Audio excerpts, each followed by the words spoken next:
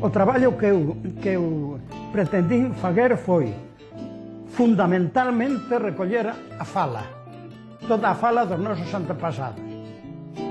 No ano 61 tiña un cuaderno que é este, un cuaderno de dibuixo dos rapaces. Era nunha primeira folla, pois empecé a dibuixar, a encher coas cousas da cociña, todas aquelas de que me acordaba na miña casa. E non solamente pondo as cousas, distintas cousas, senón tamén os distintos nomes que ten cada parte de cada cousa. Por qué? Para preguntar despois, a vista desto, preguntarlle aos rapaces e á xente. O mesmo que eso fixen coas cousas do carro. Con a axuda da institución Calouste Gulbenkian de Lisboa, pois foi que puden sacar o primeiro libro, que foi O tear e o tecido. E corríame presa por sacar iso porque era o que se perdía. Teño tratado, gústame, se podio, chegar ao principio, o étimo das palabras. É dicir, saber o porqué das palabras. E atopei cantidad de palabras que non están recollidas en ningures, en primeiro lugar. En segundo lugar, identificalas, exactamente, identificalas co obxecto. Quédame por publicar, están escritos no sendo 1 que estou acabando.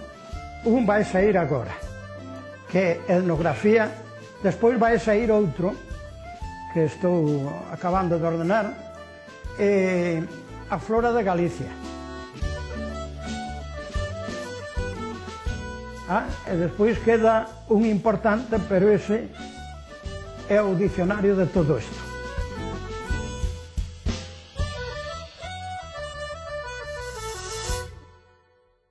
Well spoken, ben falado.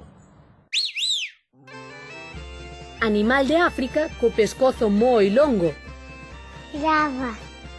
Dime outra maneira de chamarlles ás galiñas. Polas. Mas como sabes? Hailles ben tempo que queríamos facer isto que fixemos hoxe. Don Elixo Rivas Quintas é un home de quen podemos dicir que dedicou toda a súa vida a ser pescador de palabras galegas. Non é o primeiro que o fai.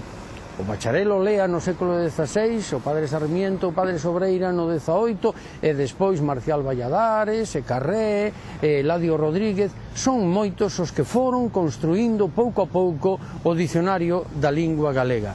Todos traballaron absolutamente gratis e un deles, Aníbal Otero, foi condenado a morte por este motivo.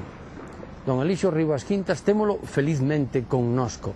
El recolleu aínda 12.000 palabras que non estaban en ningún dicionario galego, anotando sempre en que sitio a recollía e un exemplo do seu uso. Don Elixo Rivas Quintas, con todo iso, non só construiu os seus dicionarios frampas, senón moitos libros. Os catálogos falan de 36 libros e 59 artigos. É un exemplo de home xeneroso que xustamente loce na lapela a medalla Castelao. Por moitos anos viva Don Elixo Rivas Quintas. Agur.